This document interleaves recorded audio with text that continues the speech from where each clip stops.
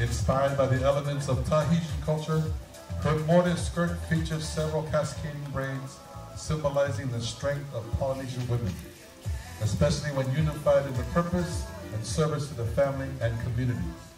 The natural morde color pays homage to the natural beauty and the purity of many Polynesian women in her family who have contributed to her upbringing.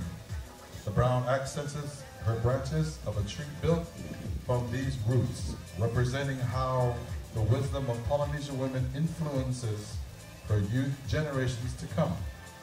Ms. Leomiti's creation also represent her journey of immersing herself in Tahitian culture, while also representing her Samoan, Tokelauan, and Maori heritage. From her Tokelauan heritage, Tiana wears the ba, or pearl shell, lure pendant, which is very symbolic and special item in the Tokelauan culture.